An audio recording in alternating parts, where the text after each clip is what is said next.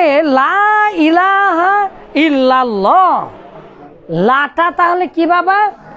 ইলাহুন মানে হচ্ছে উপাসক, ইলাহুন মানে হচ্ছে মাবুদ, যার উপাসনা করা হয়, প্রভু, ঈশ্বর, গড, সৃষ্টিকর্তা, নোট আল্লাহ। ঈশ্বর বলে আল্লাহকে বোঝানো ঠিক নয়, ঠিক আছে? তো যাই হোক, গড বলতে আল্লাহ নয়, ভগবান মানে আল্লাহ নয়। কেউ যদি বলে ভগবানও যা আল্লাহও তাই, তাহলে তার ইমানই থাকবে না। কারণ ভগবানের প্রত্যেকটা ভগবানের বউ ছাড়া হয় না, এবং বউ লিয়ার আগে মারামারি।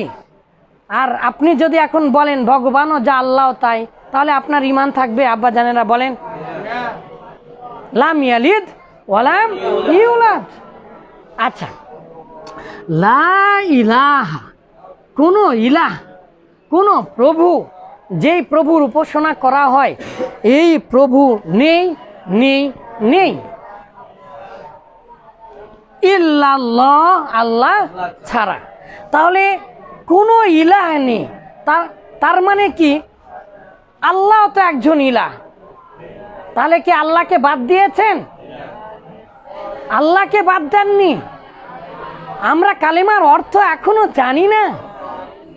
বাংলাতে বলি আল্লাহ ছাড়া কোনো মাবুদ নাই, ভুল, সঠিক হলো না। হয়েছে, কিন্তু কি হলো না? সঠিক অর্থ হলো না। তাহলে প্রকৃত মাবুদ নেই। কি মাবুদ নেই? তো আল্লাহ কি ইলাহের মধ্যে না বাবা? এটা দেখেন তো, এটা মুস্তাসনা মিনহু না, আর এটা মুস্তাসনা না। তাহলে এটার এরাব আর এটার এরাব এক হলো না কেন? আচ্ছা, আমরা পরে দেখবো। আবার জানেন, আবার দেখেন, লা ইলাহ, তার মানে প্রকৃত ইলাহ নেই। আর প্রকৃত ইলাহ শুধুমাত্র কে? আল্লাহ।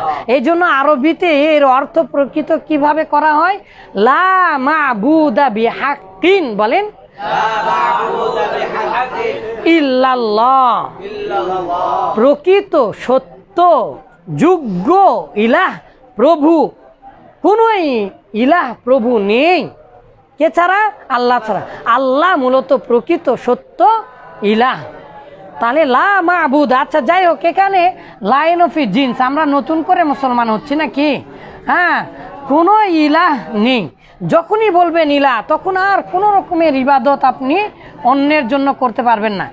এই লা ইলাহা ইল্লাল্লাহ এর শর্ত, আল্লাহু আকবার, এই মাত্র ভুলে গেলাম, 12টা না 13টা ভুলে গিয়েছি। এই কথার শর্ত আছে, এই কথা বলার সাথে সাথে। যাই হোক, আমাদের উদ্দেশ্য অন্য।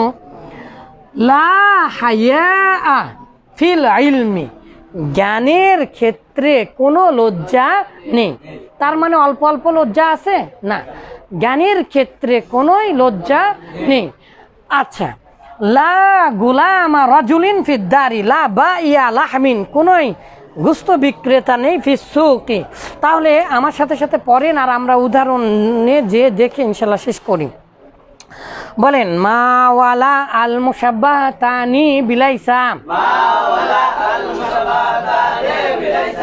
যেহেতু বলেছি লাইসার মতো, লাইসা যেহেতু ফেল, তাহলে মা আল্লাহটাও ফেলের মতনই আমল করবে। আফালু নাকিসা ফেল হচ্ছে লাইসা।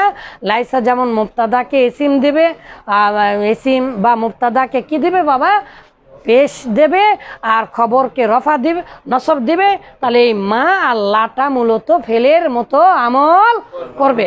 কিন্তু লাইন অফ জিন্স, এটা ফেলের মতো আমল করবে না, বরং তার এসিমকেই মূলত কি দিবে? নসব দিবে। তাহলে এই লা আর এই লা কি?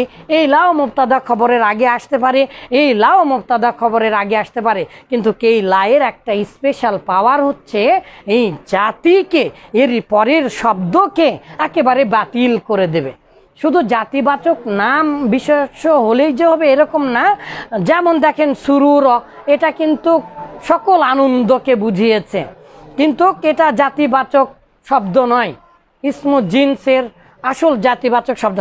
ইকরাহা এটা মাজদার, দেখেন, কিন্তু কিলাহুন এটা একটা প্রভু। লা রজুলা, লা গুলামা একজন জাতি। লা বাকরতা, কোনোই বাকরা নেই। লা উকুলা বা লা আকলা, কোনোই আকল নেই।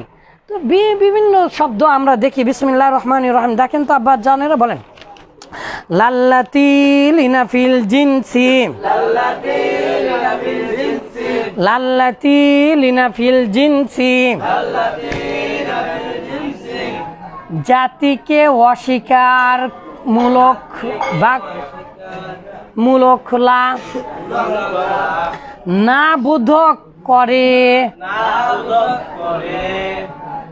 জাতিকে লা সুরুর দাইমুন, কোনো আনন্দ চিরস্থায়ী নয়। লা নিজাম ফি হাযাল বাইতি, এই বাড়িতে কোনো নিয়ম কানুন নাই। লা ইকরাহা ফিদ্দিন, লা হাক্কা যায়িউন, সত্য কোনো দিনই ম্লান হয় না। লা হাক্কা মাহবুবুন, এটা কি বলেন লা হাসুদা মুস্তান, লা তালিবা গবিউন, লা তালিবা ফাশিলুন, লা মুমিনা খায়িনুন, মুমিন কোনো দিনই খায়িন হতে পারে না, কোনো মুমিনই খিয়ানতকারী নয়। লা দুআ আলি মাজলুমিন মারদুদুন, লা দুআ, কোনো দোয়াই কি লি মাজলুমিন, মাজলুমের কোনো দোয়া মারদুদুন ফেরত দেওয়া হয় না। লা রাজুলা ফিদ দারি, লা জিদারা ফিল হাজ্জি, লা বাইয়া, লা রাজুলাইনি ফিদ দারি, লা রিজালা ফিদ দারি। এক বছর, বহু বছর, 2 বছর কত গবেষণা করেছি দেখেছেন বাবা। লা নিজা ফিল মাজরা, লা রাজুলা ইয়ামালু। এর পরে এই যে আব্বাজানেরা, এই যে খবরের জায়গাতে ফেল দিয়ে আসে, খবরের জায়গাতে কি দিয়ে আসে, ফেল দিয়ে আসে। আমরা আস্তে আস্তে জেনেছি ইনশাআল্লাহ। বারাকাল্লাহু ফিকুম, হায়াকাল্লাহ।